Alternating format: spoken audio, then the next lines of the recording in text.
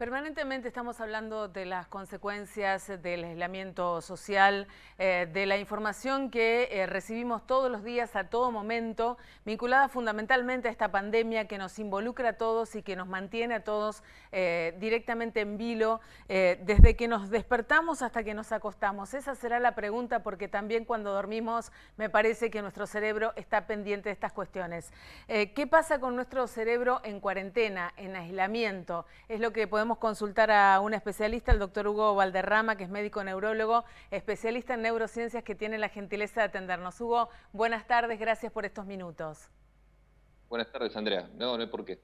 Bueno, concretamente, ¿qué nos está pasando en nuestro cerebro con esto del aislamiento, con esto de la cuarentena, con esto de la pandemia que nos mantiene, como yo decía hace algunos segundos, ¿no? Permanentemente preocupados y ocupados en el tema? Bien, nuestro cerebro está preparado evolutivamente para detectar amenazas. Eso es normal y es una herramienta muy poderosa que ha desarrollado el ser humano. eh, y lo que hace es ir comparando, ir tomando decisiones y genera un nivel de estrés que podría ser normal por determinado tiempo. El tema es que si eso se prolonga. Dentro de los síntomas habituales asociados a esa ansiedad que empieza a ser a largo plazo, puede aparecer insomnio, pesadillas, irritabilidad, las funciones ejecutivas, la planificación, ejecutar y evaluar puede empezar a verse distorsionada por una cuestión emocional de base que va aumentando y se va increciendo. Y entonces el problema es el problema no, digamos, no es tener miedo, sino que el miedo se prolongue y inclusive haya momentos de pánico frecuentes. El problema no es detectar la amenaza y sufrir eso durante un tiempo hasta que haya una adaptación. El problema es si no logramos adaptarnos y se hace continuo. Entonces, inclusive los síntomas no son solamente del cuello hacia arriba, sino también del cuello hacia abajo. Claro. Eh, pueda, Hugo, claro, puede ¿cómo empezar a... Sí, le diferenciamos, escucho. cómo diferenciamos un cuadro de ansiedad, un cuadro de miedo y un cuadro de pánico? Bien, justamente esos síntomas se van dando a partir de la cercanía de la amenaza. El pánico ya no es solamente una cuestión de que yo tengo la amenaza dando vuelta lejos y entiendo la información y tengo una estadística lejana, sino que el pánico es cuando la amenaza está encima nuestro. Se manifiesta principalmente por lo que se llaman trastornos neurovegetativos. Por ejemplo, aumenta la frecuencia cardíaca. Generalmente esos periodos de pánico son cortos, ¿sí? Porque se desatan a través de la liberación de adrenalina. Y le decía, entonces aumenta la frecuencia cardíaca, la sensación es que se nos cierra el pecho y que no podemos respirar, cuando en realidad es porque se contraen todos los músculos respiratorios, porque nos quedamos quietos frente al pánico, nuestros músculos se contraen para huir o para atacar. Eh, También puede pasar que sintamos lo que se llama sensación de muerte inminente, lo que se cierra el pecho y empieza a doler, las sensaciones que inclusive se confunden con infartos, que no poder tomar aire y más el dolor da esa sensación de que parece que me voy a morir. Bueno, eso es lo que se denomina ataque de pánico. Además hay Ujú. sudoración, inclusive Sí. se dilatan las pupilas, pero el resto es un sistema del cerebro que nos está preparando para cuando la amenaza está encima. Les digo, son mecanismos de defensa y alerta. El problema es cuando eso se prolonga en el tiempo. Claro. Nosotros podemos tener un episodio de ataque de pánico con lo que está pasando. Lamentablemente, digo, es parte de nuestra evolución. Ahora, el problema es cuando eso empieza a ser seguido. El problema es cuando empieza lo que se llama trastorno de adaptación en psiquiatría y que puede llamar a lo que se llama trastorno de ansiedad generalizado crónico. O sea que todos estos síntomas Claro. ya empiezan a ser muy frecuentes y continuos. Ujú. Doctor, ¿cuándo estamos en situación de que esto implique un desequilibrio para nuestro organismo? Y fundamentalmente, ¿cómo podemos describir o cómo nos podemos dar cuenta de este denominado síndrome general de adaptación? Sí, bien, le decía, es cuando estos síntomas ya no es una cuestión de días, sino, a ver, en medicina se habla de 6 meses, pero en realidad ya eso es demasiado.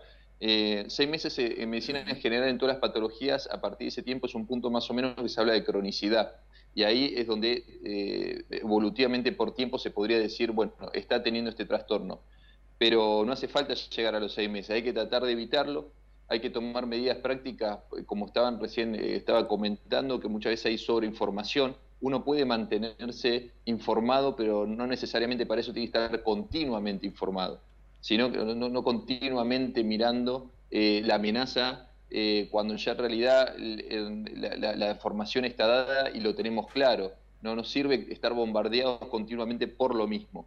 Lo importante es tener las cosas claras, ir a fuentes seguras, fuentes que justamente no exageren y minimicen, sino que sean lo más reales posible, fuentes confiables. Las fuentes del gobierno y los ministerios tendrían que ser las más confiables, guiarnos por eso. Inclusive la mayoría de las personas ya tiene ahora la información difundida.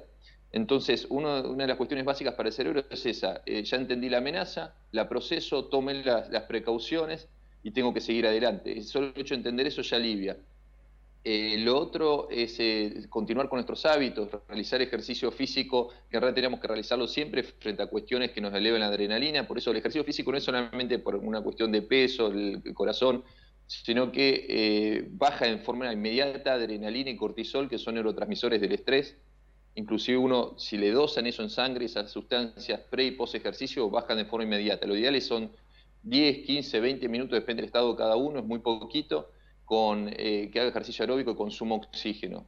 Ya sea en su casa bailar, hacer ejercicio con bicicletas, aeróbico, lo que le parezca y lo que tenga al alcance, o inclusive sentado moviendo los miembros superiores si es que no puede, tiene incapacitados los miembros inferiores. Lo importante es hacer movimiento de consumo de oxígeno, tener una buena dieta, dormir como tiene que dormir y tratar de mantener los horarios. Es importante para el cerebro que no se desregule el sistema circadiano, inclusive recibir luz del día en horarios que sea permitido o sea, que no dañen los rayos ultravioleta, como Claro. pasó siempre. Bien.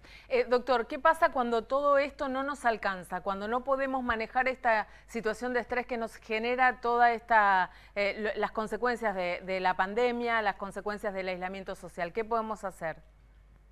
Sí, bueno, me faltó nombrar algo que dijiste, aislamiento social. Es importante ahora justamente usar los medios como en este momento, la comunicación que nos permite la tecnología que antes no existía, como la Sí. videollamada, que no es lo mismo que contacto de persona, pero lo emula muy bien. Bueno, en ese momento lo que hay que hacer es tratar de recurrir, ahora es más difícil, pero tratar de recurrir a un especialista. Los especialistas en estos trastornos son los psiquiatras o los psicólogos.